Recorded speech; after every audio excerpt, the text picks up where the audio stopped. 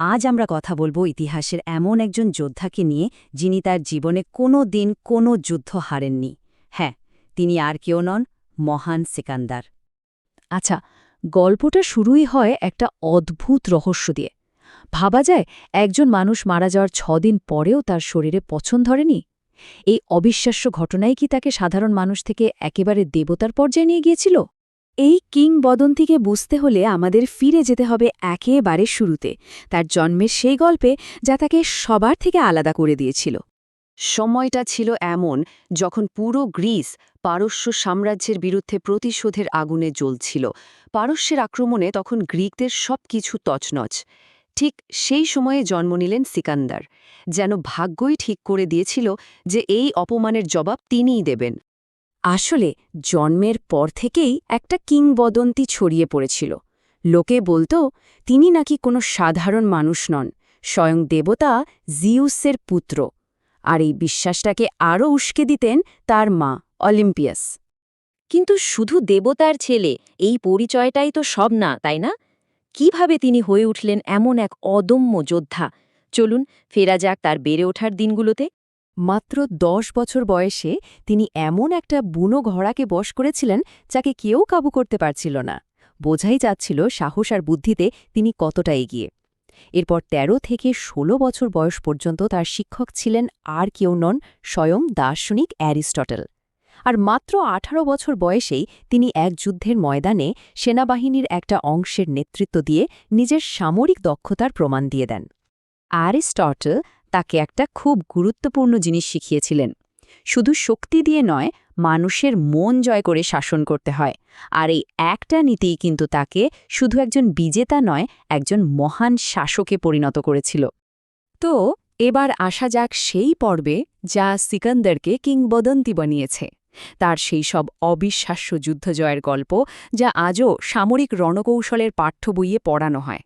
তার লক্ষ্যটা কিন্তু শুধু নিজের ছিল না, এটা ছিল তার বাবার স্বপ্ন, পুরো একটা জাতির স্বপ্ন, পারস্য সাম্রাজ্যকে জয় করা, সেই সময়ের সবচেয়ে বড় আর শক্তিশালী সাম্রাজ্য। আর এই অসম্ভবকে সম্ভব করতেই তিনি তার ঐতিহাসিক অভিযান শুরু করেন। গগামেলার যুদ্ধের ময়দানের কথা ভাবুন একবার। একদিকে সিকান্দারের মাত্র ৪৭,০০০ সৈন্য, আর অন্যদিকে পারস্য সম্রাট তৃতীয় দারিয়াসের ১ লাখেরও বেশি সৈন্যের বিশাল এক বাহিনী।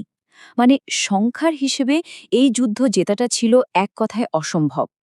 কিন্তু এখানেই সিকান্দারের আসল জাদু। তিনি এমন এক চাল চাললেন যা কেউ ভাবতেও পারেনি। প্রথমে তিনি পারস্যের অশ্বারোহী বাহিনীকে ইচ্ছে করে দুপাশে টেনে নিলেন।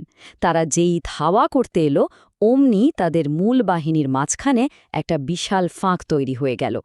আর ঠিক সেই সুযোগে সিকান্দার তার সেরা সৈন্যদের নিয়ে ঝড়ের বেগে ঢুকে পড়লেন আর সরাসরি আক্রমণ করলেন সম্রাট দারিয়াসের উপর। ব্যাস, ওই এক আঘাতেই তাসের ঘরের মতো ভেঙে পড়ল পৃথিবীর সবচেয়ে বড় সাম্রাজ্য। আর মাত্র ২৫ বছর বয়সে সিকান্দার হয়ে উঠলেন এশিয়ার একছত্র অধিপতি। কিন্তু যুদ্ধ জেতা তো একটা ব্যাপার, আর এত বড় একটা সাম্রাজ্য শাসন করাটা কিন্তু আরেক ব্যাপার। এখানেই তার তলোয়ারের চেয়েও ধারালো দিকটা সামনে আসে, তার কূটনীতি। তিনি কিন্তু পরাজিতদের ওপর অত্যাচার করেননি, বরং তিনি পারস্যের স্থানীয় গভর্নরদের তাদের পদেই বহাল রাখলেন। তিনি তাদের সংস্কৃতি, তাদের পোশাক আশাককে সম্মান দেখালেন, গ্রহণ করলেন। এমনকি নিজের সৈন্যদের পারস্যের মেয়েদের বিয়ে করতে উৎসাহ দিলেন, আর নিজে বিয়ে করলেন পরাজিত সম্রাট দারিয়াসের মেয়েকে। মানে তিনি শত্রুতা নয়, বরং সম্পর্ক তৈরি করছিলেন, একটা নতুন মিশ্র সংস্কৃতি গড়ে তুলছিলেন। এবার আসি তার জীবনের শেষ অধ্যায়, তার ভারত অভিযান, তার রহস্যজনক মৃত্যু, আর পৃথিবীর ইতিহাসে তিনি যে ছাপ রেখে গেছেন সেই কথায়। ভারতে এসে তিনি এমন একজনের মুখোমুখি হলেন যাকে তিনি তার সবচেয়ে কঠিন প্রতিপক্ষ মনে করতেন, রাজা পুরু।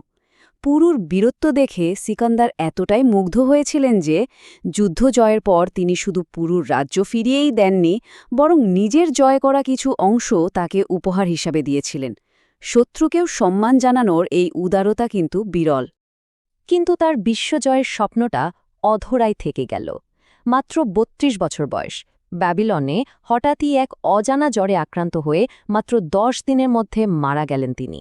থেমে গেল ইতিহাসের এই মহানায়কের যাত্রা। কিন্তু তার নাম মুছে যায়নি। তিনি নিজের নামে 50টিরও বেশি শহর তৈরি করেছিলেন।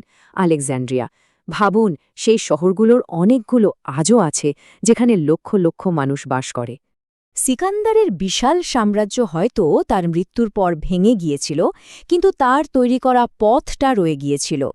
তার হাত ধরে গ্রিক সংস্কৃতি, ভাষা আর জ্ঞান বিজ্ঞান ছড়িয়ে পড়েছিল সেই গ্রিস থেকে একেবারে ভারত পর্যন্ত। প্রায় ৩০০ বছর ধরে চলা এই যুগকেই ইতিহাস হেলেনিস্টিক যুগ বলে জানে। তার নামটা আজও বিজয়ের সমার্থক হয়ে আছে।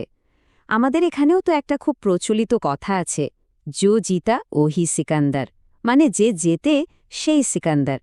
এর চেয়ে বড় স্বীকৃতি আর কি হতে পারে বলুন?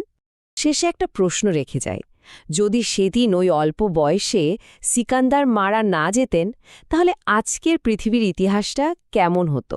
হয়তো আমরা আজ অন্য কোনো ভাষায় কথা বলতাম, অন্য কোনো পৃথিবীতে বাস করতাম, কে জানে।